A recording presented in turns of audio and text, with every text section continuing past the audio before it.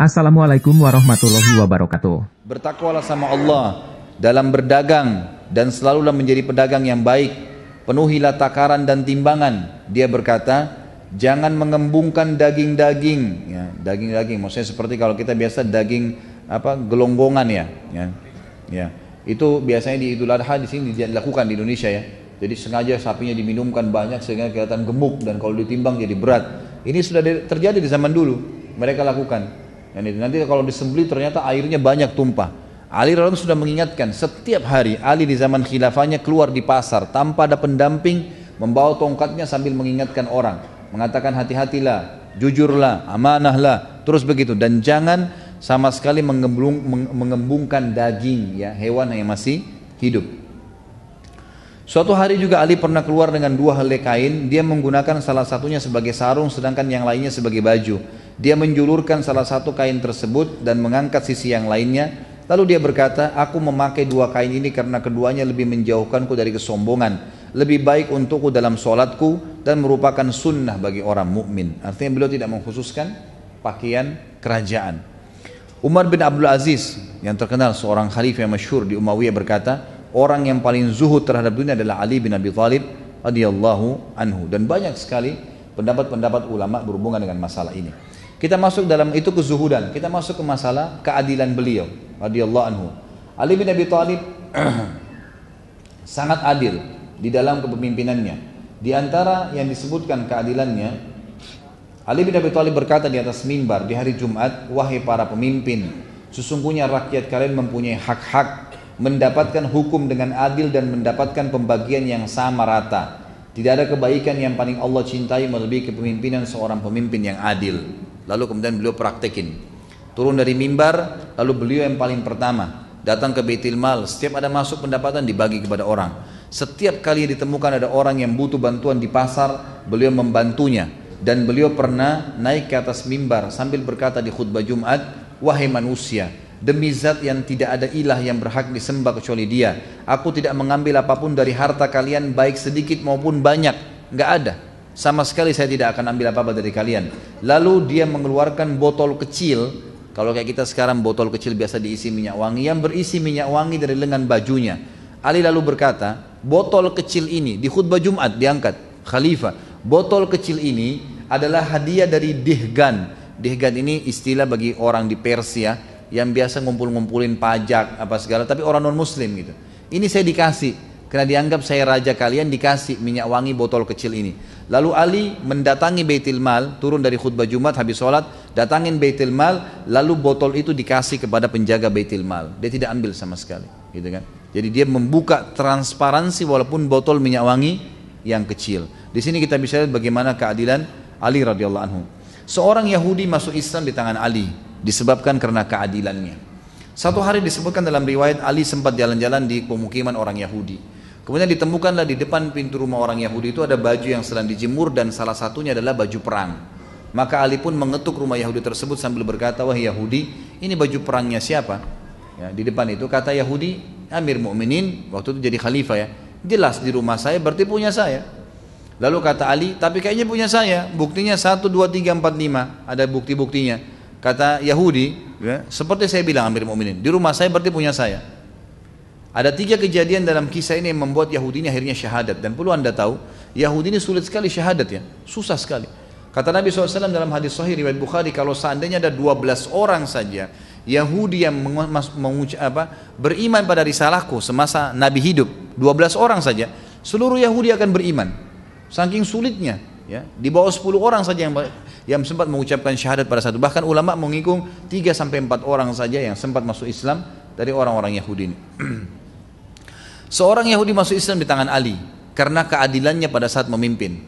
Waktu itu Ali, ada 3 kejadian ya, setelah dialog sama Yahudi ini yang membuat Yahudi ini masuk Islam. Yang pertama adalah Yahudi ini kaget waktu Ali bilang, ini baju siapa? Dia bilang baju saya, di rumah saya jelas punya saya. Ali tunjukkan buktinya dan ini dialog antara raja muslim dengan masyarakat biasa kafir. Sudah masyarakat biasa kafir, artinya kalau raja dia mau diambil saja, gitu kan? Tapi ini enggak. Maka kejadian pertama yang buat Yahudi ini syahadat, dia bilang, tiba-tiba Amir Mu'minin Ali mengajak saya ke pengadilan. Ayo kita ke pengadilan kalau begitu. Jadi bukan Ali ambil langsung. Kata si Yahudi ini yang menukir riwayat kepada kita, dia mengatakan kalau seandainya ini raja Yahudi udah diambil secara paksa, tapi karena ini Muslim dia tidak ambil. Maka saya kaget atau Amir Mukminin mengajak saya ke pengadilan. Maka jalanlah saya bersama Ali, nggak ada pengawal, nggak ada siapa, jalan Amir Mukminin raja Muslim, jalan kaki, nggak pakai kendaraan, bersama dengan orang Yahudi ke pengadilan. Kejadian kedua yang membuat Yahudi ini masuk Islam adalah pada saat masuk ke dalam ruangan pengadilan. Waktu itu kebetulan hakimnya seseorang yang bernama Shuraih, yang ditunjuk oleh Ali menjadi hakim. Ali yang tentuin gajinya, Ali yang tentukan juga jabatannya. Waktu Ali masuk, kata Yahudi ini, waktu Amir Mukminin masuk ke pengadilan dan dia berikan salam, anehnya tidak satu pun dari umat Islam ada yang berdiri dan salaman sama Ali. Nggak ada. Gitu kan? Apa sebabnya? Karena ternyata mereka sudah biasa salaman sama Ali tiap hari. Nggak ada sesuatu yang istimewa. Mereka kalau mau temui Ali ada di pasar, ada di rumahnya, kapan saja diketuk bisa ditemuin. Nggak ada sekretaris, nggak ada janji, nggak ada segala macam-macam rumit. Nggak ada. Tiap hari. Jadi mereka nggak anggap Ali itu bertemu salaman khusus adalah istimewa, biasa saja. Maka pada saat Ali radhiyallahu anhu salam, waktu salam pada saat itu, maka semuanya jawab, tapi kata Yahudi ini tidak ada satupun yang berdiri salaman sama Amir Mukminin. Dan yang luar biasa, Shuraih si hakim sempat bilang, silakan wahai Amir Mukminin, silakan apa? Antri. Di pengadilan ini lagi banyak orang dihakimin, silakan antri. Kata Yahudi ini, Amir Mukminin pun pergi ke belakang saf pengadilan dan tunggu antri. Nggak marah, nggak tersinggung, nggak apa-apa. Biasa saya kayak tidak ada apa-apa. Ini kejadian kedua yang membuat dia kagum. Pertama diajak ke pengadilan, kedua kejadian yang terjadi pada saat awal masuk di pengadilan. Dan yang ketiga dia bilang, ini sebab dia masuk Islam. Waktu tiba giliran kami, kata Yahudi ini, Hakim Shuraih tiba-tiba berkata, ada apa Amir Mukminin? Kata Ali, saya tadi pagi jalan di pemukiman orang Yahudi, lalu saya temukan ada baju perang, ini yang dipegang sama dia. Setahu saya ini baju saya, buktinya 1, 2, 3, 4, 5. Kata si hakim, wah Yahudi apa pendapatmu? Kata Yahudi, saya sudah jawab di rumah saya kepada Amir Mukminin, ini di rumah saya, jelas punya saya berarti.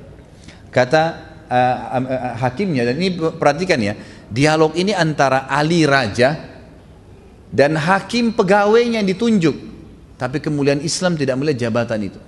Kata Shuraih, dia bilang kepada Ali rajanya, wahai Amir Mukminin, Anda punya saksi nggak? Ada saksi nggak? Kata Ali, yang tahu baju ini cuma Fatimah, Hasan dan Husain, nggak ada yang lain. Cuma 3 orang. Kata Shuraih, ini dialog antara pegawai sama atasannya nih. Apa yang kata si Shuraih? Anda tahu wahai Amir Mukminin, dalam Islam anak nggak boleh jadi saksi buat orang tua. Orang tua nggak boleh saksi buat anak, nggak bisa. Berarti Hasan dan Husain sudah batal, tinggal Fatimah. Dan Anda tahu dalam Islam, saksi harus 2 orang laki-laki yang terpercaya. Kalau 1 laki-laki nggak ada, diganti dengan berapa perempuan? 2 perempuan, 1 laki-laki. Berarti butuh 4 perempuan. Anda punya 1 orang, Fatimah. Ada 3 orang lagi nggak? Kata Ali nggak ada. Cuma itu saja. Kata Yahudi ini tiba-tiba saya kaget. Ini yang membuat dia masuk Islam yang ketiga, kejadian ketiga. Dia bilang tiba-tiba Hakim Shuraih menghadap ke arah kami dan mengambil keputusan berkata dengan tegas, wahai Amir Mukminin, kalau begitu saya putuskan baju perang ini punyanya Yahudi. Dan yang luar biasanya, kata Ali, baiklah. Shuraih tutup dengan kafaratul majlis, turun dari mejanya, salaman sama Ali, baru salaman sekarang, keluar sama-sama dari pengadilan kayak tidak ada apa-apa. Yahudi ini menghadap ke sana, dia bingung kejadian ini. Dia bilang, sebentar Amir Mukminin, sebentar wahai hakim. Apakah pengadilan sudah selesai? Ali yang jawab, sudah wahai Yahudi. Walaupun saya yakin itu baju perang saya. Tapi nggak ada saksi. Agama saya mengajarkan seperti itu. Lalu Shuraih juga bilang, sudah seperti saya putuskan. Sudah selesai.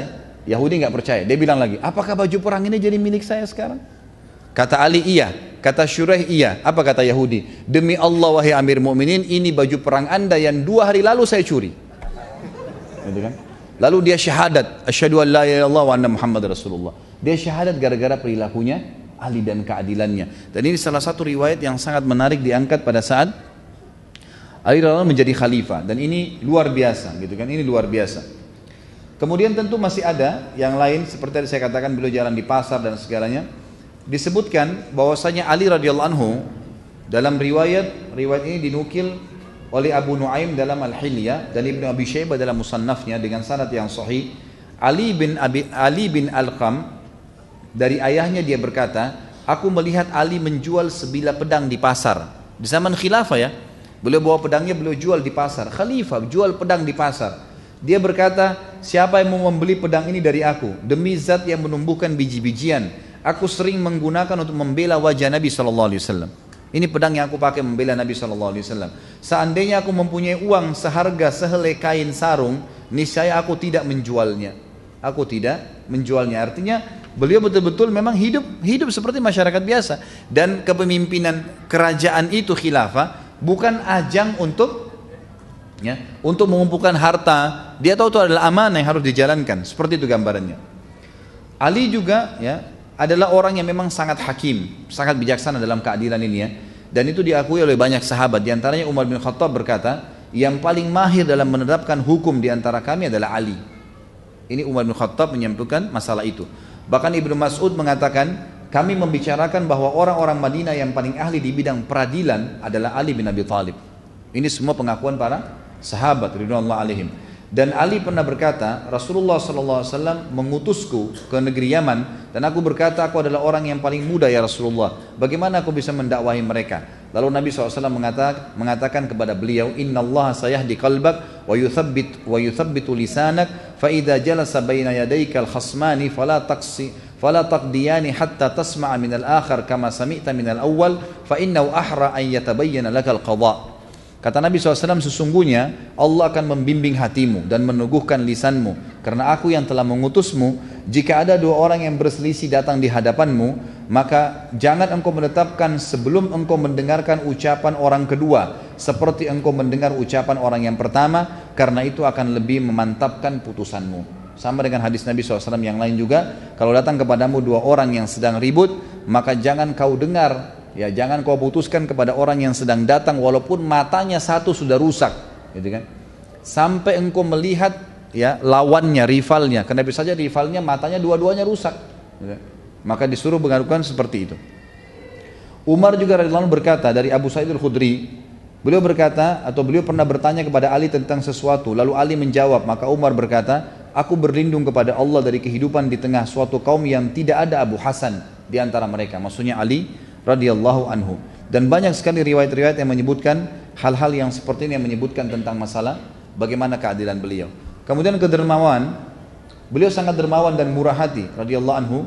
Disebutkan di dalam sebuah riwayat yang sahih, dan riwayat ini dinukil disebutkan dalam Ar-Riyadun An-Nadhirah oleh At-Tabari, dan ini juga dinukil riwayat dari para tabi'in dan dengan sanad yang sahih. Dikatakan Ali radhiyallahu anhu tidak wafat kecuali memiliki uang 100.000, Allahu alam dirham atau dinar pada saat wafat, tapi Ali memiliki utang 70.000. Lalu ditanyakanlah kepada anaknya Hasan, kenapa kok bisa utangnya sebesar itu? Harta sudah ada, tapi kenapa kok bisa waktu beliau meninggal kenapa kok bisa utangnya lebih mendekati hampir seluruh harta? Kata dinukil bahwasanya Ali radhiyallahu anhu semasa hidup sering kedatangan ipar-iparnya, kenalan-kenalannya, dan juga kerabat-kerabatnya. Maka beliau tidak pernah membiarkan mereka pergi kecuali sudah diberikan sesuatu. Artinya diberikan harta kepada mereka. Kemudian juga disebutkan Ali radhiyallahu anhu pernah keluar satu waktu, kemudian menuju ke rumahnya satu waktu, lalu Fatimah berkata, wahai Ali, kami tidak punya makanan lagi, kecuali uang 3 dirham ini. Maka diberikanlah uang tersebut kepada Ali. Ali pun menuju ke pasar ingin membeli makanan. Di tengah pasar dia bertemu dengan satu orang fakir miskin yang berkata, setelah salam, wahai ayahnya Hasan, saya sudah 3 hari nggak makan dengan anak istri saya. Bisakah engkau membantuku? Ali waktu itu pegang uang cuma 3 dirham, tidak ada lagi yang lain. Maka dengan keyakinan kepada Allah dia mengatakan, tidak mungkin saya membantu orang susah ini, kemudian Allah membuat saya dan keluarga saya mati kelaparan, karena saya belum makan hari ini saja, sementara orang ini sudah 3 hari nggak makan. Maka dia pun dengan keyakinan memberikan semua 3 dirham itu. Setelah itu dia pulang ke rumahnya, kata Fatimah, mana makanannya? Kata Ali, tadi ada orang begini ceritanya, maka saya berikan. Fatimah pun menangis mengatakan, lalu kita makan apa? Kata Ali, jangan kau khawatir ya Fatimah, Allah tidak akan membiarkan kita mati kelaparan karena membantu orang. Saya akan ke rumah ayahmu Rasulullah SAW, mungkin beliau punya makanan. Maka keluarlah Ali radhiyallahu anhu menuju ke rumah Nabi SAW, dan ini saksi bahasan kita. Pada saat itu bertemulah Ali dengan seorang Ansar yang membawa unta betina merah, dengan tangannya. Setelah memberikan salam kepada Ali, kemudian ngobrol-ngobrol, lalu dia berkata, wahai ayahnya Hasan, saya punya unta yang bagus, apa anda ingin beli? Waktu itu kebetulan unta yang seperti ini, harganya di pasar standar, cepat laku 40 dirham. Kata Ali, baiklah, tapi saya nggak ada duit. Kata orang itu, Anda boleh bayar kapan saja. Lalu kata Ali, berapa engkau mau jual? Dia bilang, saya jual 20 dirham. Udah bayarnya kapan saja ada uang, kemudian setengah harga pasar, gitu kan. Lalu Ali pun mengambil. Baru saja jalan berapa langkah ingin ke rumah Nabi SAW, ada orang Ansar yang kedua datang, yang kenal orang Ansar pertama, lalu berkata kepada Ali setelah salam, wahai ayahnya Hasan, saya lihat kamu punya unta yang bagus, apa kau mau jual? Kata Ali, iya. Lalu orang itu berkata, berapa? Kata Ali, 40 dirham, harga standar pasar. Orang itu nggak nawar, nggak apa, langsung dikasih di tangannya. Kemudian Ali sempat mengejar pemilik unta yang pertama, dikasih 20 dirham uang untanya, lalu 20 dirham dibawa pulang ke rumahnya. Jadi di sini kita lihat bagaimana Ali radhiyallahu anhu sangat dermawan, ya, sangat dermawan yang luar biasa. Kemudian Ali radhiyallahu anhu juga disebutkan di sini, ya, memiliki kata-kata emas yang sering dijadikan sebagai rujukan, dan ini cukup banyak disebutkan, tapi saya akan sebutkan mungkin beberapanya, ya. Di antaranya adalah beliau berkata dan dijadikan rujukan oleh para sahabat, oleh para tabi'in, an-nasu thalatha, fa'alimun rabbani wa muta'alimun ala sabilin najah wa hamajun ri'a'u atba'u kulla na'iq yamiluna ma'a kulli rihin. Lali diselimut itu. Tapi di sini penulis mengatakan bahwasanya ini kedudukan Ali radhiyallahu anhu di mata Nabi sallallahu alaihi wasallam, atau kelebihan Ali karena Ali, ya, berkorban untuk Nabi sallallahu alaihi wasallam.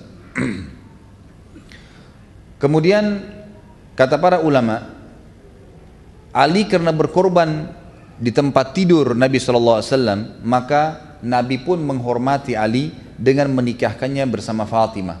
Dan Fatimah radhiyallahu anha adalah, kita tahu, Al-Batul, yang sangat terkenal, punya julukan Al-Batul, adalah orang yang sangat dicintai oleh Nabi SAW. Sampai Nabi SAW bersabda, Fatimah bid'atun minni faman abghadaha abghadani. Fatimah bagian dariku, siapa yang membuatnya marah maka dia telah membuatku marah. Banyak orang-orang Syiah salah faham nih, dia kira ahli sunnah benci Fatimah radhiyallahu anha. Pemahaman lagi yang salah. Nah, dasarnya memang dari Abdullah bin Sabah nih, Yahudi mau ngacoin nih. Enggak ada ceritanya orang Islam ahli sunnah benci Ali, benci Fatimah radhiyallahu anhum ajma'in, gitu kan. Tidak ada, semua kita menghormatinya.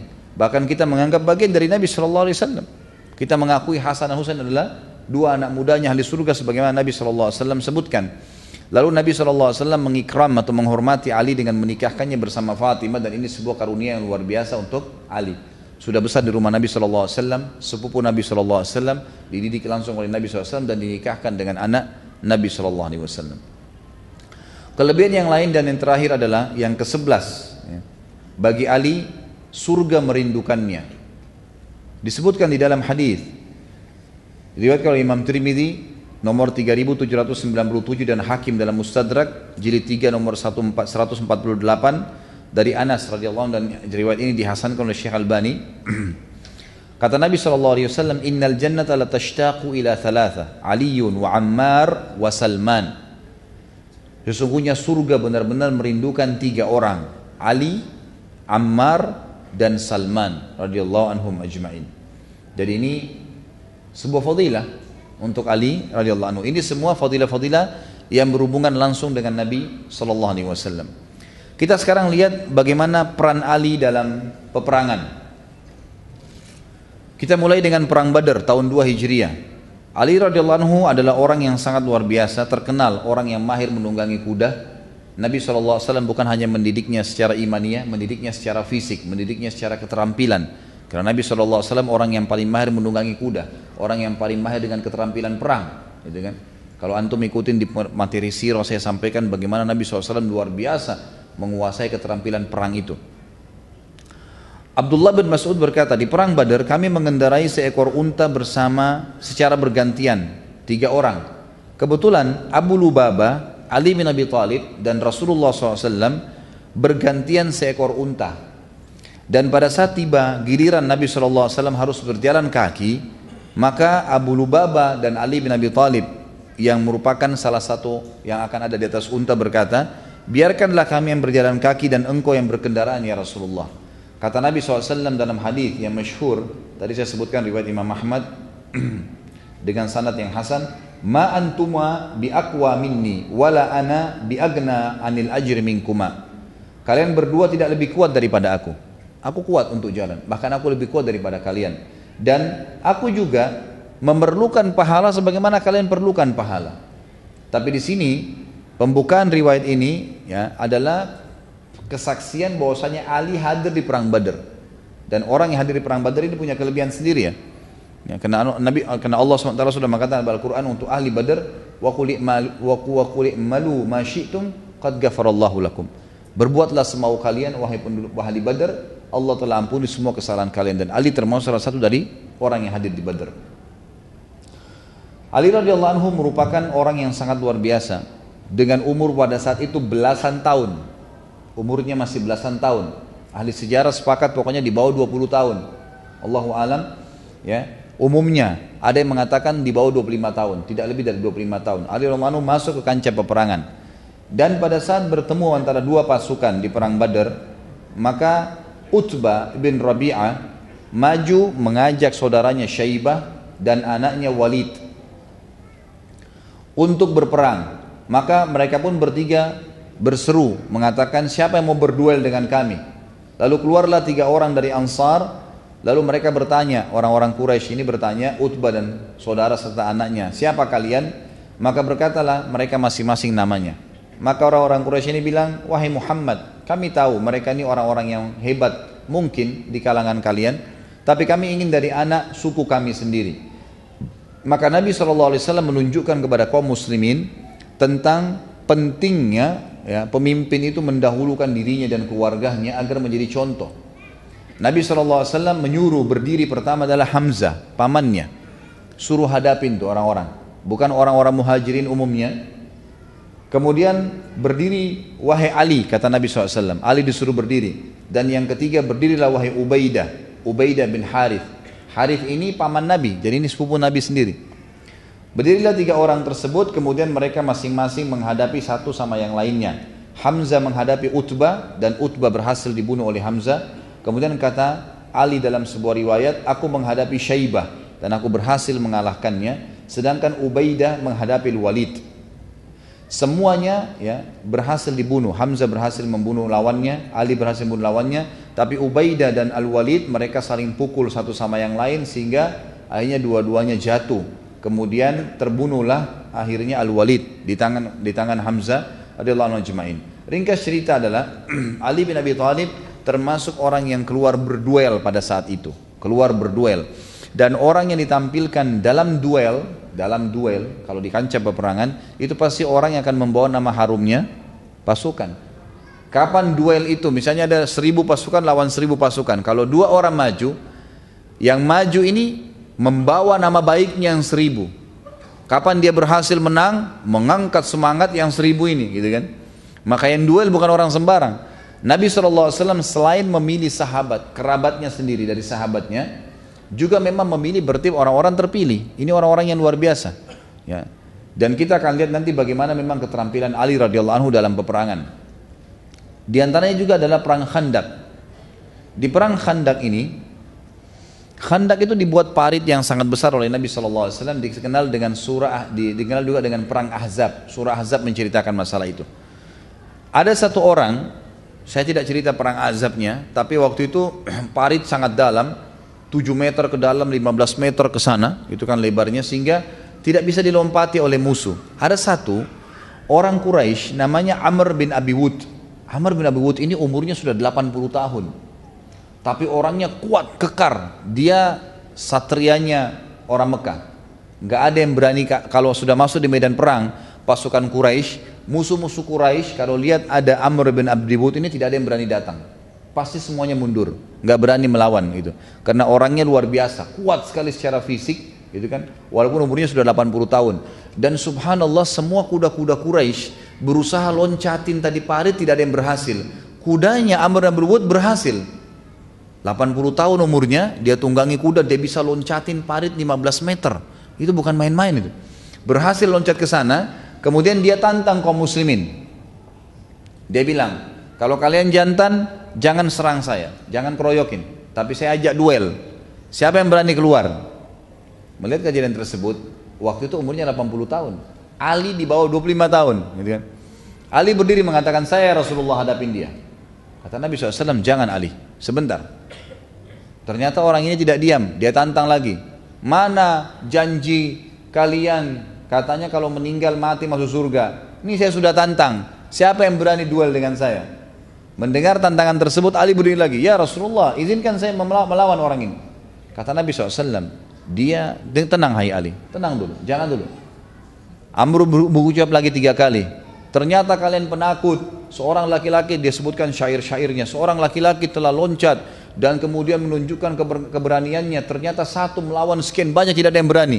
Ali langsung berdiri mengatakan, ya Rasulullah, izinkan saya melawan orang ini. Kata Nabi SAW, dia Amr. Ini Amr bin Abi Wud terkenal, sangat kuat. Khawatir kamu kalahkan. Kata Ali, walaupun Amr ya Rasulullah, saya akan lawan. Baiklah. Kata Nabi SAW, baiklah kalau begitu. Lalu Nabi SAW memberikan kepadanya imamah. Dan Nabi SAW mendoakannya.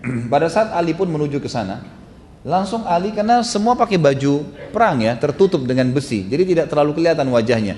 Dan Amr ini umur 80 tahun, ini anak 20 tahun, tidak dikenal sama Amr. Kata Amr, siapa kamu? Hai ponakanku, dilihat masih muda. Langsung dia bilang, saya Ali. Kata dia, Ali bin Abdul Manaf. Jadi ada satu orang namanya Ali bin Abdul Manaf. Abdul Manaf ini kakek Nabi, artinya dia pikir orang tua juga. Kata Ali, bukan, Ali bin Abi Thalib.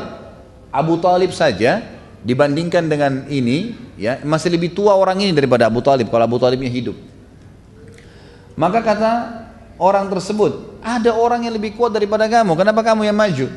Suruh orang-orang yang tua, yang kuat, yang sudah pengalaman gitu kan. Kata Ali, wahai Amr, saya pernah dengar kamu berkata, kalaupun saya diajak beberapa pilihan dan pilihan itu menantangku, 3 pilihan dan itu menantangku, aku akan menjawabnya. Bukankah kau pernah berkata, hai Amr? Kata Amr, iya. Kata Ali, kalau begitu saya mengajak kamu ke 3 perkara. Kata Amr, apa itu? Kata dia, saya mengajak kamu bersyahadat, mengatakan la ilaha illallah wahdahu la syarika, tidak ada Tuhan yang berhak disembah kecuali Allah, dan Muhammad Rasulullah. Kata Amr, kalau itu saya tidak mau. Saya sudah jauh-jauh datang kancah peperangan untuk memerangi Muhammad justru karena saya tidak mau mengucapkan kalimat itu. Baiklah, kata Ali, kalau yang kedua, saya menawarkan kamu untuk kamu balik ke negerimu, ke Mekah gitu. Jika Muhammad benar, kau tidak jadi perangin, dan memang dia benar, sebenarnya namamu sendiri baik, orang Quraisy, sama-sama. Kalau dia salah, dia pendusta, kan itu yang sedang kamu ucapkan, kamu mendustakan dia. Tidak ada untungnya kau perangin dia. Kata Amr, ini juga tidak mungkin. Wanita-wanita Quraisy saja tidak ada yang ucapin, apalagi saya laki-laki. Kata Ali, kalau begitu saya tawarkan yang ketiga. Kata Amr, apa itu? Berduel, perang, kita berdua. Lalu Amr tertawa sambil berkata, penunggang kuda Quraisy yang tersohor dan sudah berpengalaman dengan umur lebih dari 80 tahun ya, ditantang oleh anak kecil yang baru lahir kemarin. Aku tidak pernah mengira bahwa seseorang dari bangsa Arab akan menakut-nakutiku dengan perkara yang ketiga ini. Lalu pada saat itu pun Amr berkata, pulanglah wahai keponakanku, jangan lawan saya gitu. Kata Ali, tapi saya tidak mau pulang dan saya akan membunuhmu. Mendengar kata-kata saya akan membunuhmu, maka dalam kisah ini atau riwayat ini disebutkan Amr pun turun dari kudanya, kemudian menyerang Ali. Ali waktu itu lagi tidak naik kuda, gitu kan, berada di bawah. Maka Amr turun kemudian menyerang Ali dengan sekuat tenaganya. Ya, dari jarak jauh mengangkat pedangnya, lalu menghantamkan ke atas kepala Ali. Tiba-tiba dengan kekuatan penuh, dan Ali sempat menangkisnya dengan tameng. Saking kerasnya pukulan tersebut sampai membuat tameng Ali pecah. Gitu kan. Tameng dari besi pecah, dan kemudian kepala Ali sempat terluka. Tetapi Ali radhiyallahu anhu memang sudah dilatih oleh Nabi SAW dengan keterampilan perang yang luar biasa. Maka dia pun tidak menunggu kesempatan, tidak menyia-nyiakan kesempatan. Pada saat pedang si Amr ini masih melengket di perisainya dan melukai kepalanya, dia pun segera menebas leher Amr dan akhirnya menumpahkan darah, dan Amr rubuh jatuh pada saat itu. Pada saat Amr pun terbunuh, maka seluruh muslimin bertakbir. Ada beberapa athar yang menyebutkan kepada kita bahwasanya Ali radhiyallahu anhu sempat menarik pedang dari bawah karena waktu Ali ditangkis, dipukul kepalanya, Ali sempat terduduk. Maka Ali pun menarik pedang dari bawah di depan dia, dari mohon maaf kemaluan si Amr sampai ditarik ke atas gitu. Sehingga terbelah gitu kan, tertarik sampai ke wajahnya. Ada riwayat lain juga menyebutkan, tapi riwayat yang diangkat di sini adalah dia menebas lehernya gitu kan. Pada saat itu riwayat yang lain adalah dia menghantamkan pedangnya di kepala Amr dan membalas ya, karena dia pukul bagian kepala, dia juga membalas kepalanya, dan saking kuatnya pukulan Ali sampai membuat pedang itu masuk ya, dan membelah bagian kepala si Amr ini. Tapi yang kita ingin ambil pelajaran di sini adalah bagaimana keberanian Ali radhiyallahu anhu menghadapi seorang pejuang yang luar biasa, kesatria yang kuat, tidak sembarangan. Maka ini juga sebuah fadilah tersendiri, dan ini sebuah hal yang akhirnya membuat pasukan Quraisy tidak berani lagi untuk maju. Setelah keesokan atau ke malam harinya diantam oleh angin yang sangat besar yang menghancurkan pasukan mereka. Pada saat itu ada satu orang lagi yang sempat loncat bersama Amr dan berhasil juga, namanya Ikrimah bin Abi Jahal, sepupu Nabi SAW ya. Masih keluarga Nabi juga. Ikrimah anaknya Abu Jahal. Waktu melihat Amr yang kuat itu terbunuh, dia pun akhirnya lari dan tidak berani untuk berperang dengan kaum muslimin. Pada waktu itu Ali sempat menunggu kalau Ikrimah mau berantem atau duel, maka dia pun akan menunggunya. Para ulama mengatakan kita bisa lihat bagaimana sebenarnya Ali radhiyallahu anhu terbentuk dengan umur yang masih muda dan keterampilan yang luar biasa dalam berperang, dan keyakinannya bahwasanya ini akan menghadiahkan mati syahid. Kata Umar bin Khattab radhiyallahu anhu kepada Ali, mengapa engkau tidak mengambil baju besinya? Padahal di kalangan orang-orang Arab tidak ada baju besi perang yang lebih baik daripada yang dia milikin. Baju perangnya paling bagus nih, ya, sulit sekali untuk dirusak gitu. Maka dia menjawab, Ali mengatakan, aku menebasnya dan dia menghadapkan auratnya kepadaku. Dan ini riwayat yang menjelaskan dia sempat menghantam bagian kemaluannya, gitu kan. Maka auratnya pun kelihatan, maka aku tidak mau mengambilnya karena aku malu melihat kemaluannya, gitu kan. Lalu orang-orang musyrik membayar jasadnya Amr kepada Nabi SAW dengan 10.000 dirham. Kemudian Nabi SAW berkata, dan ini riwayat semua saya ringkaskan, disebutkan oleh Ibnu Katsir dalam Al-Bidayah wan Nihayah. Kata Nabi SAW, idfa'u ilaihim jifata fa innahu khabithu al-jifah wa khabithu diyah. Kembalikan saja jasadnya kepada orang-orang musyrik itu, dan kembalikan juga bayarannya, karena dia adalah seburuk-buruk jasad dan seburuk-buruk dia. Dia itu denda yang dibayar kalau orang meninggal dunia. Itu sekelumit cerita Ali perannya di perang Khaybar, di perang Khandaq. Sekarang kita masuk ke perang Khaybar. Di perang Khaybar juga Ali radhiyallahu anhu punya kesan, ya, punya peran yang luar biasa. Di antara hadis-hadis yang sudah masyhur, gitu kan, yang sahih, hadis-hadis ini diriwayatkan oleh Imam Bukhari di nomor 4210, Imam Muslim 2406. Nabi SAW setelah mengepung Khaybar selama 43 hari, lalu kemudian beliau berkata, besok saya akan memberikan bendera kepada seseorang yang mencintai Allah dan Rasulnya, dan Allah dan Rasulnya juga mencintainya. Kemudian kata Umar bin Khattab, saya tidak pernah menginginkan pemerintahan kecuali malam itu, karena memang ada predikat mencintai Allah dan Rasulnya, dan Allah dan Rasulnya mencintai dia. Maka semalam suntuk, tidak ada satupun sahabat yang tidur karena menginginkan kedudukan tersebut. Keesokan paginya Nabi SAW berkata, di mana Ali bin Abi Thalib, yang pada saat itu kebetulan dia sedang sakit mata. Maka kata Sahal, dia sedang sakit mata ya Rasulullah. Lalu Nabi SAW mengatakan, bawalah dia ke saya. Lalu Sahal membawanya kepada Nabi SAW. Lalu Nabi SAW meludahi mata Ali, kemudian sembuhlah sakit matanya. Lalu beliau bersabda kepada Ali, umfudh ala rizkika hatta tanzila bisahatihim thumma du'uhum ilal islam wa akhbirhum bima yajibu alaihim min haqqillahi fi fa wallahi la in yahdiyakallahu la an yahdiyakallahu bika rajulan wahidan khairun laka min an yakuna laka humurun ni'am. Majulah ke depan, ya, benteng mereka dengan tenang, jangan tunjukkan kepanikan. Kemudian pada saat engkau tiba di depan benteng mereka, tawarkanlah kepada mereka untuk masuk Islam. Katakan kepada mereka apa yang akan menjadi kewajiban mereka dan merupakan hak mereka di dalam Islam. Demi Allah, bila Allah memberikan petunjuk satu orang karena kamu penyebabnya, itu lebih baik daripada engkau mendapatkan unta yang merah. Saksi bahasan kita di sini adalah bagaimana ya, Nabi SAW memberikan bendera khusus kepada Ali radhiyallahu anhu. Dalam riwayat lain Abu Sa'id Al-Khudri menyebutkan, riwayat ini riwayatkan Imam Ahmad nomor hadis 16 dan dengan sanad yang hasan, Rasulullah SAW memegang panji di malam hari itu dan beliau menggoyangkannya, maksudnya mengintak, lalu menancapkan tongkatnya ke tanah. Beliau bersabda, siapa yang akan mengambil panji ini dan memberikan haknya, maka majulah seorang sahabat mengatakan, aku ya Rasulullah. Lalu kata Nabi SAW, mundurlah. Kemudian orang lain pun maju mengatakan, aku ya Rasulullah. Kata Nabi SAW, mundurlah. Kemudian Nabi SAW mengatakan, demi zat yang telah memuliakan wajah Muhammad, aku akan menyerahkannya kepada seorang laki-laki yang tidak akan pernah lari. Jadi ternyata ada satu ciri khasnya Ali radhiyallahu anhu ini. Beliau itu sangat yakin dengan kebenaran Allah dan Rasulnya, dan kalau maju di medan perang, memang yang beliau cari mati syahid, beliau tidak mau mundur, walaupun tinggal satu orang, tinggal beliau sendiri, beliau tidak mau mundur.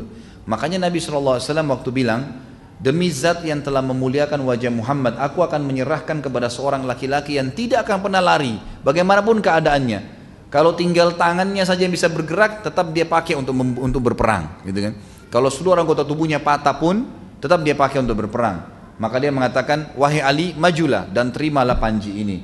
Lalu Ali pun bergerak maju sampai Allah membuka Khaybar, dan Ali datang membawa kurma-kurma serta daging-daging cincangnya. Riwayat ini menjelaskan juga kepada kita tentang fadilah Ali, hampir sama dengan tadi, bagaimana Ali radhiyallahu anhu diberikan bendera tersebut. Ada sedikit kisah yang menarik di perang Khaybar ini. Ada orang Yahudi yang sempat keluar, dua orang yang bernama Marhab dan yang bernama Harith. Dua orang ini, mohon maaf, yang satu bernama Marhab dan yang satu bernama Amir. Dua orang ini disebutkan dalam riwayat tingginya 5 hasta. Kurang lebih kalau 5 hasta itu 5 meter kali. Nah, tingginya orang Yahudi ini 5 meter. Dua orang prajurit pilihannya Yahudi keluar. Dalam hadis ini dikatakan, dan ini bisa lihat diriwayatkan Imam Muslim nomor 1897 dari Salamah bin Aqwa radhiyallahu anhu tentang perang Khaybar. Pada saat itu keluar dan keduanya menantang siapa yang mau berduel. Bayangkan kalau 5 meter jalan, mungkin dari lantai ini ke atas ini berapa? 5 meter kira-kira? Nggak nyampe ya, mungkin 4 meter. Bayangkan 5 meter tingginya, besar, pedangnya pun sangat besar, badannya semua dipenuhi dengan besi, gitu kan. Dua orang ini keluar, kemudian dua-duanya menantang. Sekali lagi, pada saat ditantang keluar, duel, dan kebetulan untuk dia tantang ini, pasukannya Ali yang tadi diutus oleh Nabi untuk maju ke depan, sudah sampai di depan. Ali pemimpin waktu itu ya, sudah jadi pemimpin, Nabi SAW di belakang, karena dia yang disuruh pimpin pasukan untuk menembus benteng tersebut. Ali radhiyallahu anhu bisa menunjuk siapa saja dari prajuritnya suruh maju untuk melawan. Bayangkan 5 meter tinggi besar badannya, gitu ya. Maka yang keluar melawan si Marhab ini ternyata Ali. Ali sendiri yang maju mengatakan, saya akan melawannya. Dan yang melawan Amir, Zubair ibn Awam, sepupu Nabi SAW juga. Dua-duanya terkenal. Sementara poster tubuh Ali dengan Zubair memang kekar tinggi besar juga, tapi tidak setinggi ini. Tingginya mereka itu mendekati Nabi SAW. Kurang lebih sebagian ahli sejarah mengatakan, sebagian ya, tinggi Nabi SAW itu antara 190 sampai hampir 2 meter. Tinggi Nabi SAW tinggi 190, antara Umar bin Khattab dengan Abdullah bin Mas'ud. Intinya adalah Ali tidak jauh dari situ, tetapi orang ini 5 hasta, tinggi sekali, gitu kan? Maka keluarlah keduanya, dan ternyata Ali radhiyallahu anhu pun sempat melawan dan membunuh Marhab. Bahkan keluar juga adiknya yang bernama Harith dengan poster tubuh yang hampir sama, juga dikalahkan oleh Ali. Dua-duanya dibunuh oleh Ali radhiyallahu anhu.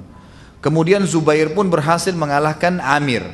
Dan setelah kalahnya 3 orang prajurit utama Yahudi ini, maka benteng Khaybar pun menyerah. Benteng Khaybar pun menyerah. Beberapa riwayat menyebutkan pada saat Ali radhiyallahu anhu sedang duel dengan Marhab dan Harith, serta Zubair duel dengan Amir, maka debu-debu pada berkecamukan dan tidak kelihatan lagi karena pertempuran duel yang luar biasa. Sampai-sampai akhirnya Ali keluar dari kancah duel itu, dari debu tersebut, dan Zubair juga keluar. Ternyata ditemukan pada saat ya, debu itu sudah tidak lagi bertebangan, ditemukan orang-orang Yahudi ini sudah menjadi jasad, sudah mati maksudnya, sudah tergeletak di tanah. Maka pada saat itu pun ya, Nabi SAW dan para sahabat bertakbir dan akhirnya benteng Khaybar gugur. Ya, benteng Khaybar gugur. Jadi ini juga termasuk hal yang luar biasa dari kepemimpinan Ali radhiyallahu anhu. Sekarang kita masuk ke masalah kezuhudan atau maaf kekhilafaannya beliau, dan ada beberapa hal yang berhubungan dengan khilafah beliau. Pertama, pada saat Utsman bin Affan terbunuh radhiyallahu anhu, maka masyarakat Madinah memilih Ali, dan Ali pun sempat menolak. Ali nggak mau sebenarnya, tapi orang-orang Madinah mengatakan, serahkan tanganmu, kami membaiatmu, karena kalau tidak ada pemimpin maka kita akan susah. Serahkan tanganmu. Maka Ali pun akhirnya dibaiat. Ali pada saat dibaiat, beliau pun akhirnya mengirim surat ke seluruh penjuru wilayah Islam termasuk Syam dan Irak untuk membaiatnya. Tetapi Irak dipenuhi oleh penduduk yang merupakan pengikut Abdullah bin Sabah yang menjadi penyebab terbunuhnya Utsman bin Affan. Sementara negeri Syam ada Muawiyah, yang Muawiyah adalah sepupu Ali, sepupu Utsman, dan memang dia masih menuntut darahnya Utsman dulu baru membaiat, gitu kan. Ringkas cerita adalah awal fitnah yang terjadi di khilafahnya Ali pada saat sudah dibaiat adalah terjadinya perang unta, perang Jamal.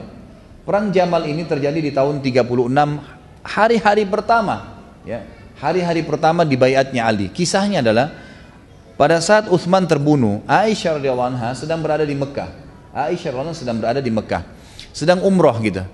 Lalu kemudian Zubair bin Awam yang tadi juga kita sebutkan kisahnya di dalam Khaybar yang melawan salah satu orang Yahudi tadi, Amir itu. Zubair dan Talha, dua sahabat yang masuk surga, dua-duanya membaiat Ali di Madinah. Kemudian dua-duanya keluar dari Mekah, dari Madinah menuju ke Mekah. Mau umrah juga, bertemulah dengan Aisyah radhiyallahu anha. Lalu kemudian mereka menceritakan tentang perkembangan kepada Aisyah apa yang terjadi di Madinah pada saat itu. Maka mereka pun sepakat tiga-tiga untuk memilih membaiat Ali. Ini riwayat yang sahih. Sebutkan oleh Imam Bukhari, sebutkan Imam Muslim, sebutkan oleh para ahli-ahli sejarah kita semua termasuk Ibnu Hisham menyebutkan. Maka pada saat itu datang kepada Aisyah radhiyallahu anha surat-surat dari orang-orang Irak. Dan orang-orang Irak yang menyurat ini adalah pengikutnya Abdullah bin Sabah. Mereka tahu kalau seandainya Ali berhasil dibaiat oleh seluruh muslimin, maka secara otomatis mereka akan terbongkar kedoknya dan akan dihukum, dikisos. Dalam Islam yang membunuh dipenggal, apalagi membunuh raja gitu kan. Maka pada saat itu tibalah kepada Aisyah radhiyallahu anha, dan mereka tahu berita ada Zubair dan juga Talha, semuanya sahabat yang mulia dijamin masuk surga. Maka tibalah surat tersebut mengatakan, datanglah ke Irak dan kami akan mendukung Anda untuk meminta kepada Ali ya, darahnya Utsman. Padahal yang menyurat ini yang membunuh Utsman. Mereka bilang seperti itu. Keluarlah Aisyah radhiyallahu anha dengan Talha dan Zubair ke negeri Irak, ke kota Basra tepatnya. Tujuannya adalah untuk memenuhi panggilan tadi. Dan sempat dalam surat tersebut tertulis kalimat-kalimat yang mengatakan, kami penduduk Irak siap mendukung Anda, dan juga ya, agar umat ini tidak pecah. Maka harusnya cepat dibantu, ditolong. Seperti itulah bahasanya. Padahal sebenarnya mereka sedang melakukan sebuah strategi fitnah. Di waktu yang bersamaan, pengikut-pengikut Abdullah bin Sabah ini menulis surat juga kepada Ali ke Madinah. Bahwasanya wahai Ali, keluarlah ke Irak karena Aisyah, Talha dan Zubair telah membentuk pasukan di Irak. Zaman dulu nggak ada media, nggak bisa, orang jaraknya jauh. Yang bisa dilakukan adalah berjaga-jaga. Maka Ali pun menyiapkan pasukan berjaga-jaga, sementara Aisyah, Talha sama Zubair tidak ngerti apa-apa sama sekali. Datang ke sana, ternyata orang-orang Irak ini di sana sudah mereka buat gemuruh sekian berita bahwasanya Aisyah ini Ummul Mukminin akan diserang oleh Ali. Mereka memang tadinya tidak suka sama Ali, gitu kan? Pengikut Abdullah bin Sabah yang membentuk pemahaman Syiah ini yang banyak orang bilang mendukung Ali, mereka dalam sejarah terbukti tidak suka sama Ali. Mereka benci sama Ali karena mereka membunuh Utsman, mereka takut dihukum, dikisos gitu. Ternyata di Irak mereka sudah buat berita agar orang-orang awam yang tidak sepaham dengan mereka mau membela, mau membentuk pasukan, mereka bilang Aisyah Ummul Mukminin sedang datang, gitu kan, ke sini, dan sama Talha sama Zubair, dan mereka akan diserang oleh Ali. Kira-kira apa yang terjadi? Orang-orang Irak yang memang tidak paham apa-apa, tidak ada hubungannya sama pengikut Abdullah bin Sabah ini, ikut-ikutan siapin pasukan nih, karena niatnya mau membela siapa? Aisyah, gitu kan. Disiapkanlah seekor unta, makanya dikenal dengan Ma'rakatul Jamal, peperangan Jamal, karena memang Aisyah di atas unta. Waktu tiba Aisyah radhiyallahu anha, Talha dan Zubair di Irak, tiba-tiba melihat sudah ada pasukan ramai. Ada apa nih? Oh, Ali mau nyerang dari Madinah. Aisyah sama Talha sama Zubair ini bingung. Ada apa kok Ali mau nyerang? Apa sebabnya? Apa kesalahan kalian? Ya mau menyerang kalian, wahai Aisyah, Talha, Zubair, karena kalian dianggap tidak mau membaiat. Kata Aisyah sama Talha dan Zubair, siapa yang bilang tidak mau dibaiat? Jelas-jelas saya mau dibaiat. Kami membaiat Ali kok. Pokoknya ringkasnya berjaga-jaga. Aisyah dinaikkan ke unta tersebut, Talha dan Zubair juga diberdirikan di atas kuda. Baiklah, kita tidak buat apa-apa kok, tidak nyerang Madinah, tunggu di sini gitu. Sebelum itu ada sebuah wilayah namanya Hauhab. Hauhab ini sebuah wilayah antara Mekah ke Irak, ya.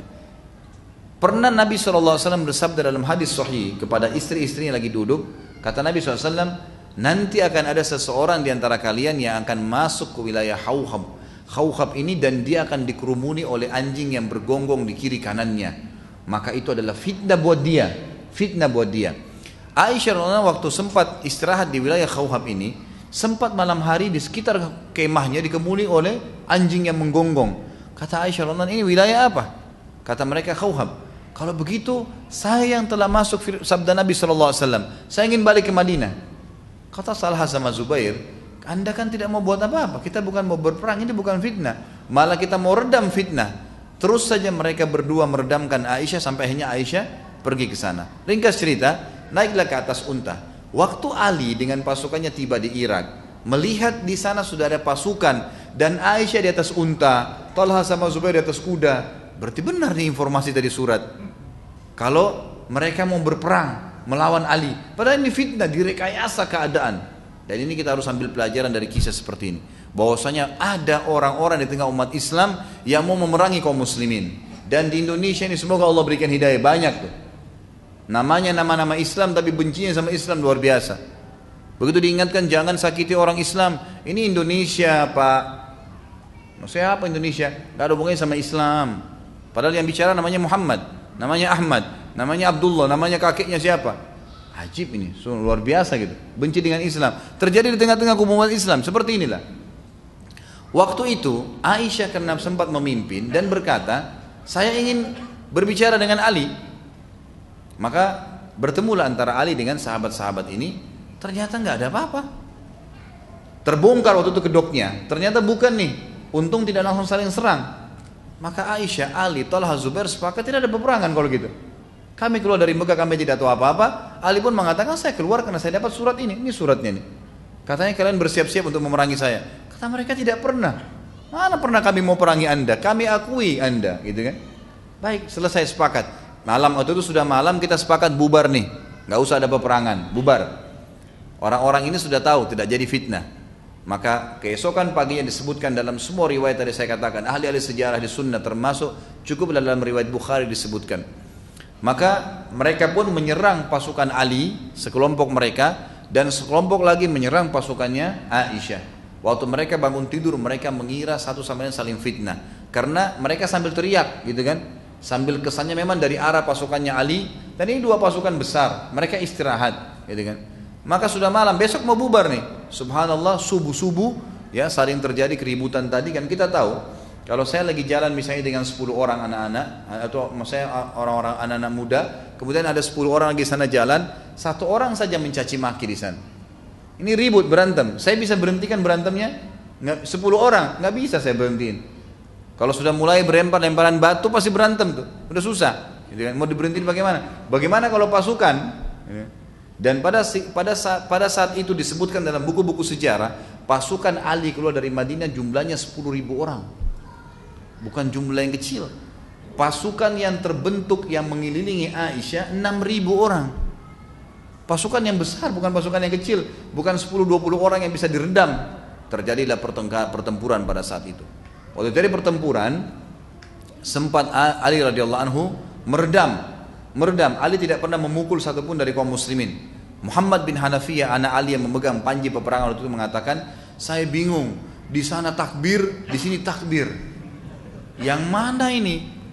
Yang mana yang benar? Malam hari di sana mengaji, di sini mengaji. Karena perperangan terjadi 3 hari. Maaf, terjadi dari pagi sampai malam. Malam harinya mereka di sana mengaji, di sini mengaji. Yang mana benar nih? Gitu. Kata Muhammad bin Hanafiyah, semenjak kejadian perang unta ini, saya tidak pernah lagi mau angkat pedang saya. Saya patahkan kalau berhadapan dengan muslim. Tidak mau lagi. Karena banyaknya korban pada saat itu. Dan subhanallah, pasukan-pasukan pengikut Abdullah bin Sabah ini, mereka memang kan yang memang mengatur peperangan itu. Jadi di kancah peperangan itu mereka bermain. Jadi mereka sudah atur. Nanti ada yang lempar, sengaja lihat kalau ada misalnya ada sahabat seperti nanti terbunuhnya Zubair, ya, Talha ini terbunuh karena kasus dibunuh oleh mereka. Mereka lihat ternyata di kancah peperangan Talha sama Zubair nggak mau memukul pasukannya Ali. Nggak satupun, karena ini orang Madinah, mereka kenal. Mereka pun orang Madinah, nggak ada yang berani mukul Talha sama Zubair. Maka Talha sama Zubair dibunuh oleh mereka, gitu kan? Kemudian mereka berusaha juga menyerang Ali, tujuannya mau membunuh Ali. Perhatikan ya, yang mau membunuh Ali pengikutnya Abdullah bin Sabah, pendiri Syiah nih. Itu mau membunuh Ali. Jadi kalau sekarang mereka mengatakan mereka bela Ali, ini bentrok sekali dengan sejarah, nggak ketemu, gitu kan? Seperti itu gambarannya. Sampai akhirnya korban sudah banyak, Talha dan Zubair pun terbunuh radhiyallahu anhum ajmain. Maka Ali pun mengambil keputusan dengan suara yang keras, keputusan mutlak, tidak ada penyerangan lagi, berhenti semua. Waktu berhenti peperangan tersebut, maka Ali radhiyallahu anhu sempat mendatangi jenazahnya Talha dan berkata, coba seandainya saya sudah meninggal dari 20 tahun lalu wahai Talha. Ini sesuatu kejadian yang luar biasa gitu kan. Tetapi ulama mengatakan Talha ini mati karena anak panah yang dilempar oleh pengikut Abdullah bin Sabah ini. Jadi orang-orang yang membuat fitnah, maka dihitung dia mati syahid dan kena hadis Nabi SAW tadi yang sudah kita sebutkan waktu naik di gua Bukit Jabal Nur yang ada gua Hira yang sempat goncang dan ada Talha di situ. Zubair pun begitu. Dan Nabi SAW pernah bersabda kepada Ali, wahai Ali, nanti akan datang kejadian antara kau dengan Aisyah. Maka kata Ali radhiyallahu anhu dalam hadis sahih ini, ya Rasulullah, kalau begitu saya binasa. Ada apa saya ribut dengan istri anda gitu? Ada masalah apa? Kata Nabi SAW, intinya kalau terjadi, kata Nabi tidak jelaskan. Kalau terjadi, maka kembalikanlah dia ke rumahnya di Madinah. Itu saja sabda Nabi SAW. Nah waktu itu Ali mengetahui, lalu Ali radhiyallahu anhu membawa pulang Aisyah ke rumahnya.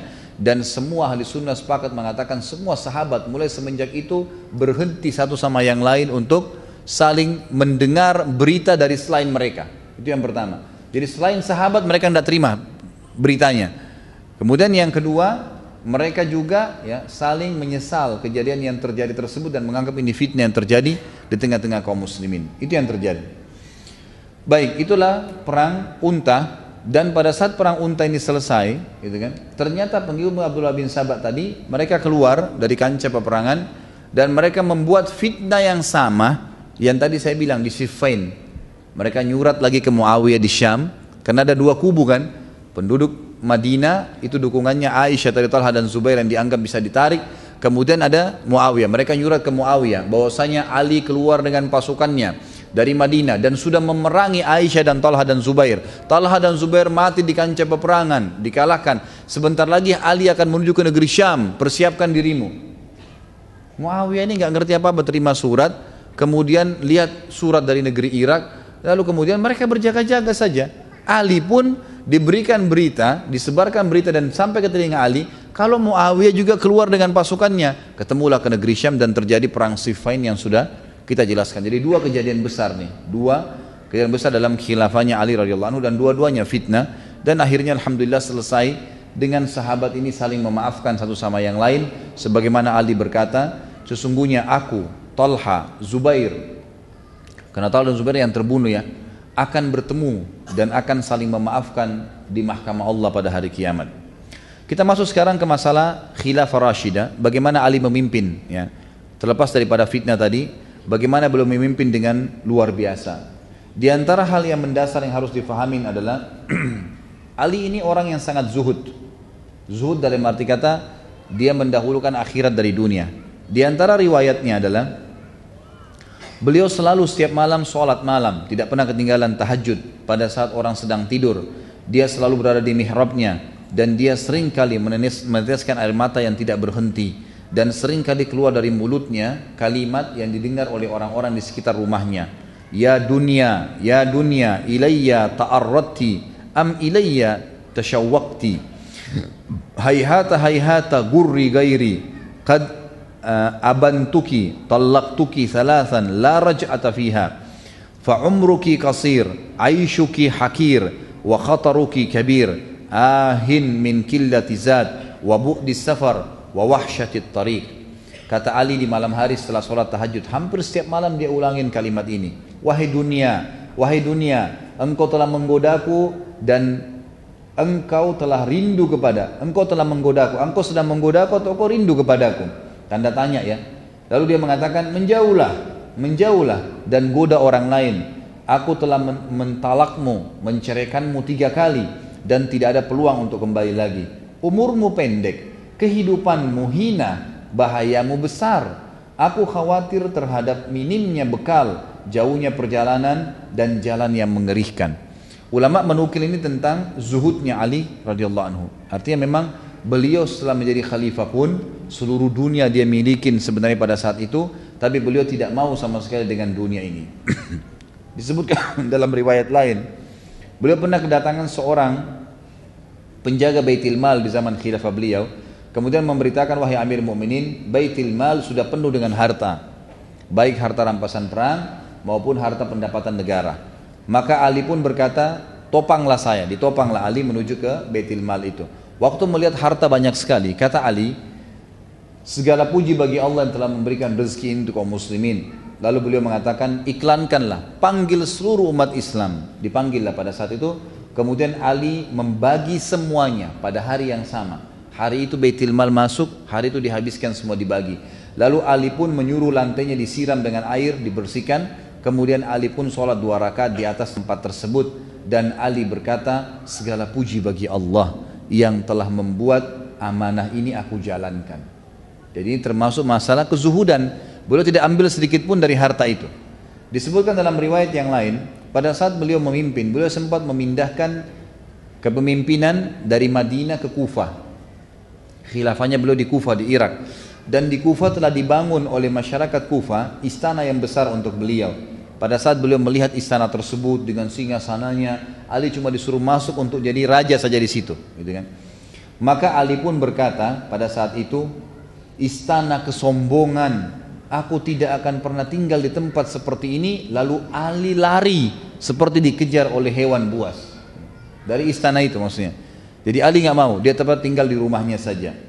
Ali radhiyallahu anhu dikatakan juga bentuk kezuhudannya adalah beliau menggunakan jubah yang dibeli di pasar dengan harga 3 dirham.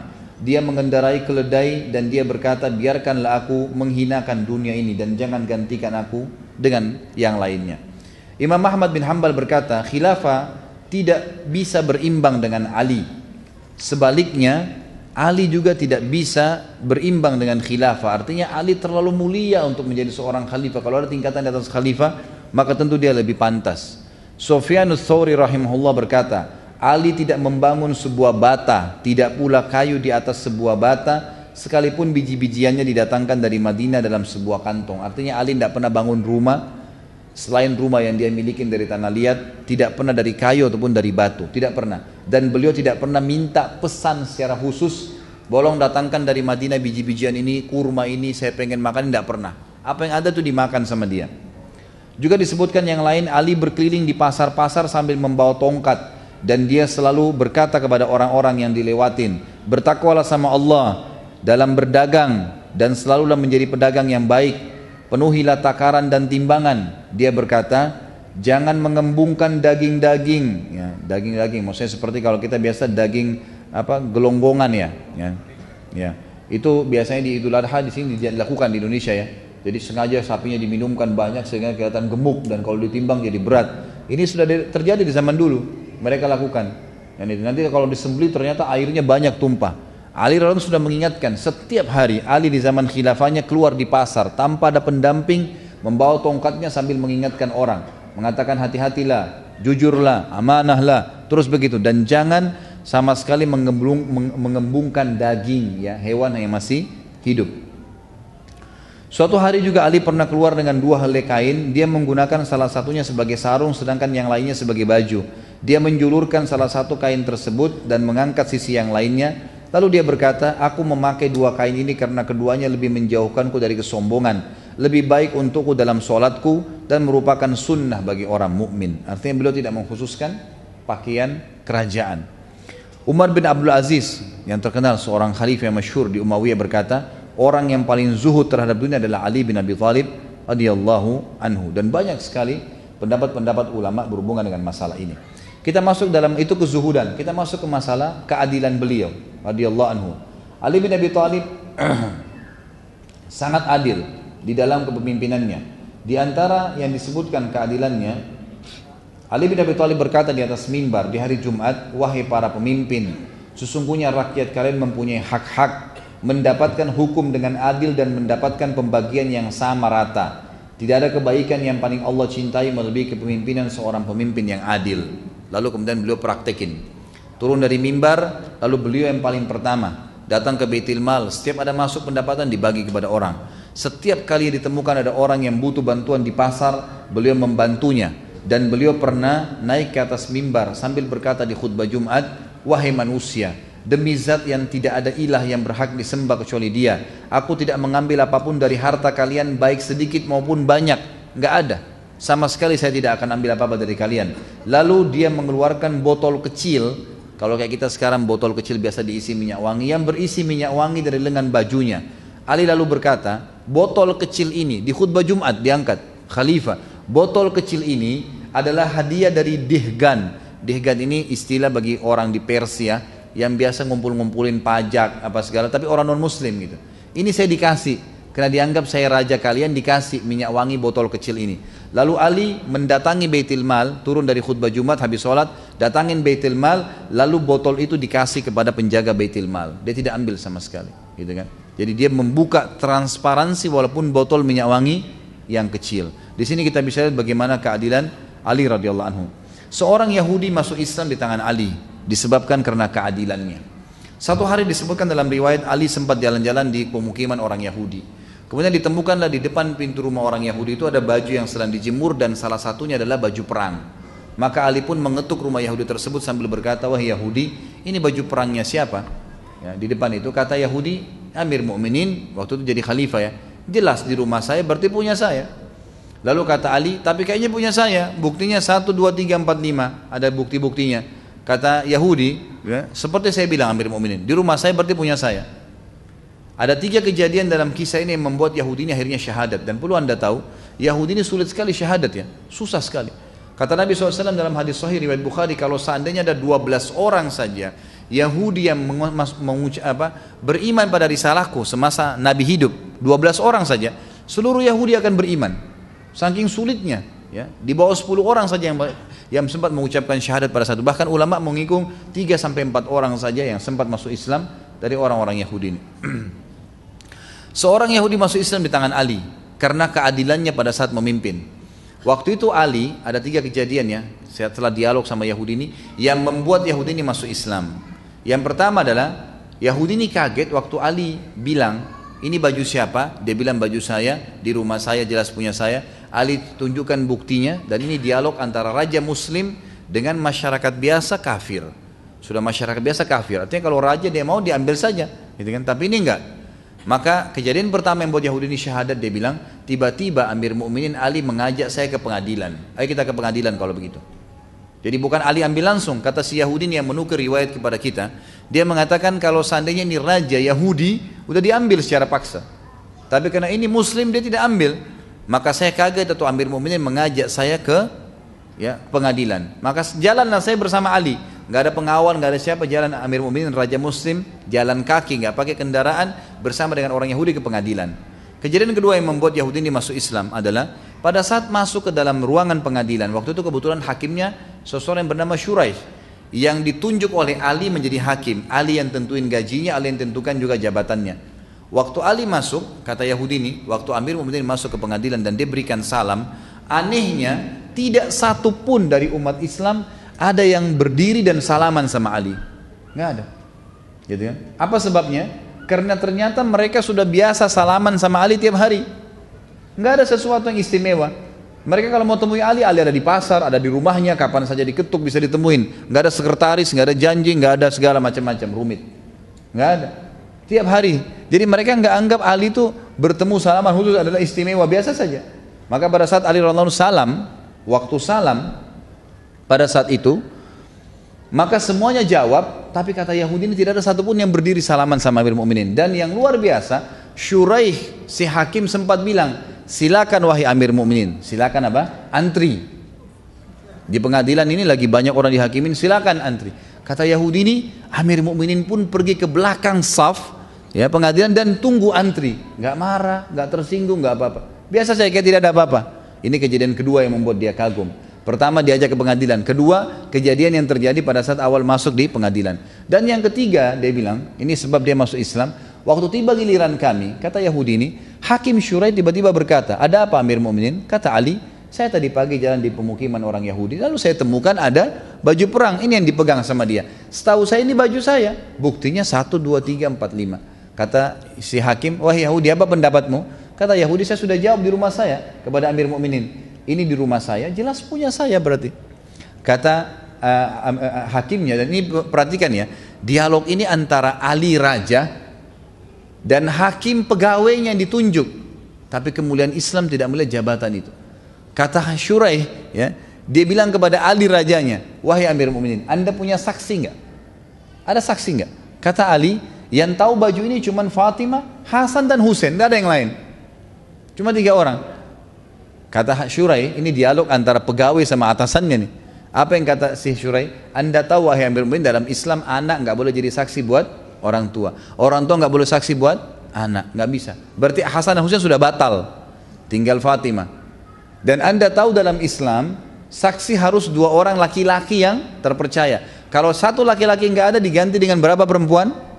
2 perempuan 1 laki-laki, berarti butuh 4 perempuan. Anda punya 1 orang, Fatimah. Ada 3 orang lagi nggak? Kata Ali nggak ada. Cuma itu saja. Kata Yahudi ini, tiba-tiba saya kaget. Ini yang membuat dia masuk Islam yang ketiga, kejadian ketiga.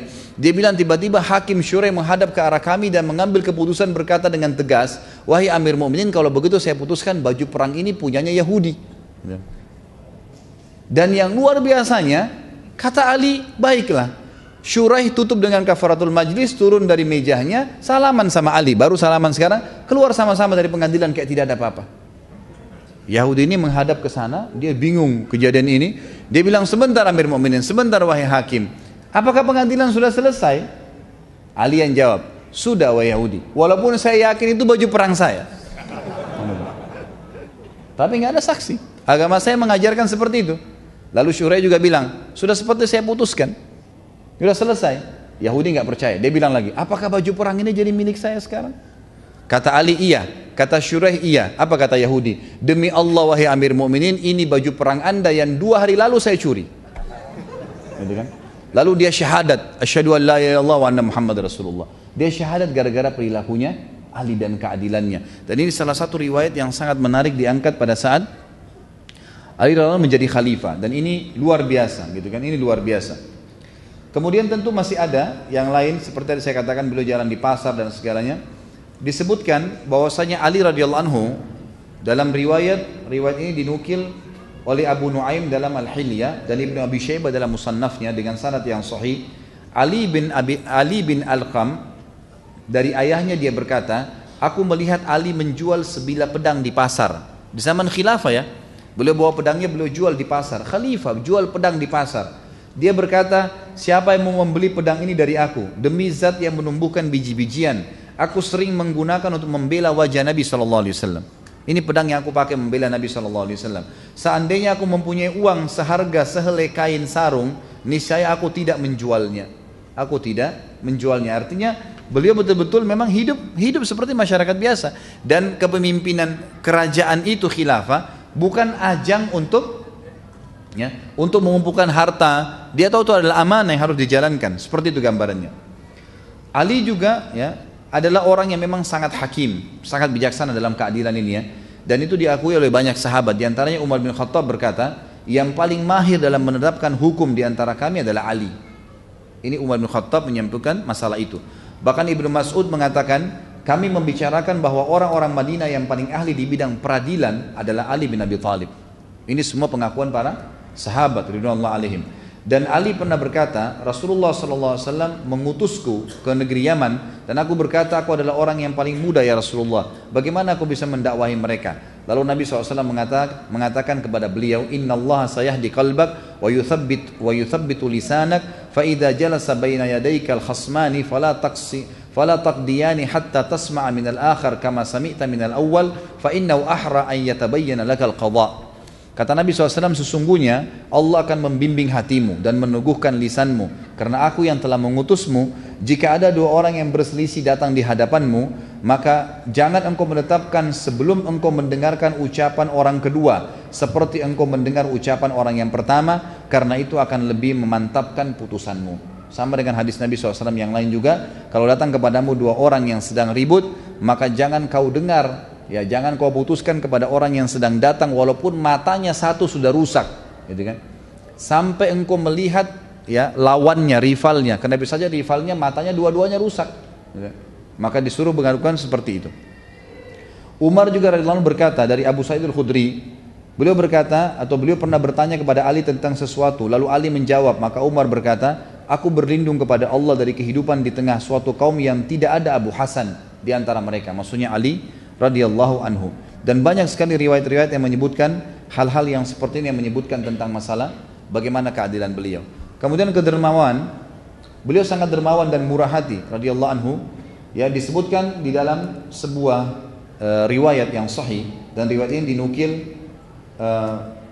disebutkan dalam Ar-Riyadun An-Nadhirah ya, oleh At-Tabari, dan ini juga dinukil riwayat dari para tabi'in dan dengan sanad yang sahih. Dikatakan Ali radhiyallahu anhu tidak wafat kecuali memiliki uang 100.000, Allahu alam dirham atau dinar pada saat wafat, tapi Ali memiliki utang 70.000. Lalu ditanyakanlah kepada anaknya Hasan, kenapa kok bisa utangnya sebesar itu? Harta sudah ada, tapi kenapa kok bisa, ya waktu beliau meninggal ya, kenapa kok bisa utangnya lebih mendekati hampir seluruh harta? Kata dinukil bahwasanya Ali radhiyallahu anhu semasa hidup sering kedatangan ipar-iparnya, kenalan-kenalannya, dan juga kerabat-kerabatnya. Maka beliau tidak pernah membiarkan mereka pergi kecuali sudah diberikan sesuatu, artinya diberikan harta kepada mereka. Kemudian juga disebutkan Ali radhiyallahu anhu pernah keluar satu waktu, kemudian menuju ke rumahnya satu waktu, lalu Fatimah berkata, wahai Ali, kami tidak punya makanan lagi, ya, kecuali uang 3 dirham ini. Maka diberikanlah uang tersebut kepada Ali. Ali pun menuju ke pasar ingin membeli makanan. Di tengah pasar dia bertemu dengan satu orang fakir miskin yang berkata setelah salam, wahai ayahnya Hasan, saya ya sudah 3 hari nggak makan dengan anak istri saya, bisakah engkau membantuku? Ali waktu itu pegang uang cuma 3 dirham, tidak ada lagi yang lain. Maka dengan keyakinan kepada Allah dia mengatakan, tidak mungkin saya membantu orang susah ini kemudian Allah membuat saya dan keluarga saya mati kelaparan, karena saya belum makan hari ini saja sementara orang ini sudah 3 hari nggak makan. Maka dia pun dengan keyakinan memberikan semua 3 dirham itu. Setelah itu dia pulang ke rumahnya, kata Fatimah, mana makanannya? Kata Ali, ya tadi ada orang begini ceritanya, maka saya berikan. Fatimah pun menangis mengatakan, lalu kita makan apa? Kata Ali, jangan kau khawatir ya Fatimah, Allah tidak akan membiarkan kita mati kelaparan karena membantu orang. Saya akan ke rumah ayahmu Rasulullah SAW, mungkin beliau punya makanan. Maka keluarlah Ali radhiyallahu anhu menuju ke rumah Nabi SAW, dan ini saksi bahasan kita. Pada saat itu bertemulah Ali dengan seorang Ansar yang membawa unta betina merah, ya, dengan tangannya. Setelah memberikan salam kepada Ali, kemudian ngobrol-ngobrol, lalu dia berkata, wahai ayahnya Hasan, saya punya unta yang bagus, apa anda ingin beli? Waktu itu kebetulan unta yang seperti ini harganya di pasar standar cepat laku 40 dirham. Kata Ali, baiklah, tapi saya nggak ada duit. Kata orang itu, anda boleh bayar kapan saja. Lalu kata Ali, berapa engkau mau jual? Dia bilang, saya jual 20 dirham. Udah bayarnya kapan saja ada uang, kemudian setengah harga pasar, gitu kan. Lalu Ali pun mengambil. Baru saja jalan berapa langkah ingin ke rumah Nabi SAW, ada orang Ansar yang kedua datang, yang kenal orang Ansar pertama, lalu berkata kepada Ali setelah salam, wahai ayahnya Hasan, saya lihat kamu punya unta yang bagus, apa kau mau jual? Kata Ali, iya. Lalu orang itu berkata, berapa? Kata Ali, 40 dirham, harga standar pasar. Orang itu nggak nawar, nggak apa, langsung dikasih di tangannya. Kemudian Ali sempat mengejar pemilik unta yang pertama, dikasih 20 dirham uang untanya, lalu 20 dirham dibawa pulang ke rumahnya.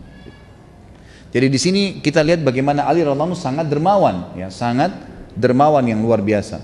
Kemudian Ali radhiyallahu anhu juga disebutkan di sini, ya, memiliki kata-kata emas yang sering dijadikan sebagai rujukan, dan ini cukup banyak disebutkan, tapi saya akan sebutkan mungkin beberapanya, ya.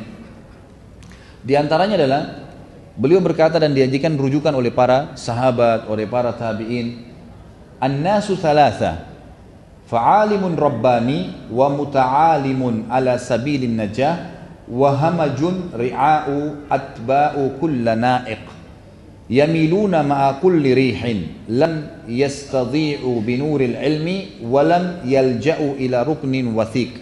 Manusia ada 3 macam. Seorang ulama rabbani, ulama yang memang tahu ilmu dan mengamalkan. Yang kedua muta'allim, pencari ilmu di atas jalan keselamatan, ini juga orang yang positif. Dan yang ketiga orang awam yang tidak berilmu, yang mengikuti setiap seruan, condong ke arah angin bertiup, tidak memiliki cahaya ilmu dan tidak berpegang kepada pilar yang kokoh. Maka janganlah kalian menjadi orang yang ketiga. 1 atau 2 saja, orang alim yang mengajar atau orang yang menuntut ilmu sehingga bisa menyelamatkan dirinya dari hal-hal yang diancamkan oleh Allah. Beliau juga mengatakan al-ilmu khairun minal mal, al-ilmu yahrusuka wa anta tahrusu al-mal, al-ilmu yazku alal amali wal malu tanqusun nafaqah wa mahabbatul alimi dinun yudanu biha. Ilmu lebih baik daripada harta, nasihatnya beliau kepada kaum muslimin. Ilmu menjagamu sedangkan engkau menjaga harta. Ilmu bertambah dengan diamalkan sedangkan harta habis jika dibelanjakan. Cinta ulama adalah agama yang harus dijadikan sebagai pegangan hidup. Artinya sering hadir di majelis ilmu, mencintai mereka adalah sebuah hal yang positif, ya. Kemudian beliau mengatakan juga dalam riwayat yang lain, al-ilmu yuksabul alimu ta'a fi hayatihi wa jamilul ahdutha ba'da mauti wa dhi'atul mali tazulu bizawali. Ilmu mendatangkan ketaatan bagi ulama dalam hidupnya, menyebabkan kenangan baik ketika dia sudah meninggal. Kalau kita menjadi seorang alim nih, maka kalau kita hidup akan membuat orang menghormati kita.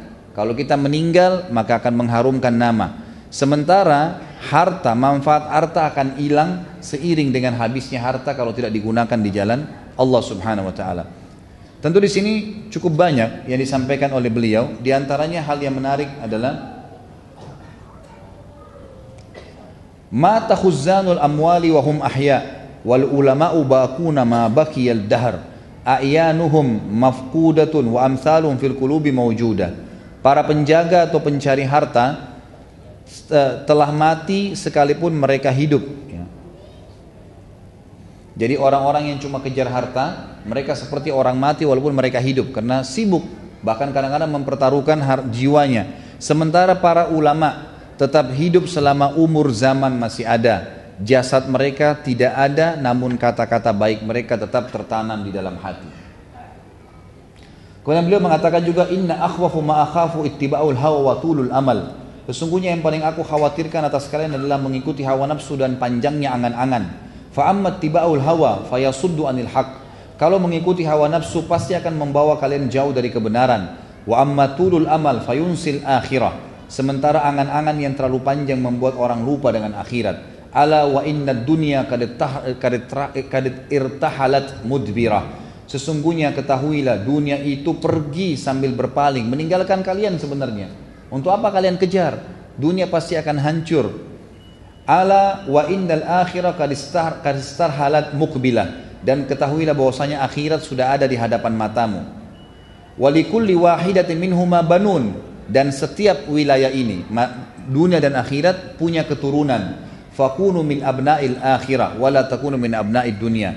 Oleh karena itu, karena dunia tetap akan meninggalkan kita atau kita akan meninggalkan dunia sementara akhirat akan kita datangin dan juga akan datang kepada kita, maka dua-duanya punya keturunan, maka jadilah keturunan-keturunan akhirat dan jangan jadi keturunan dunia yang nanti akan kekal di sana dan dunia akan meninggalkan kalian.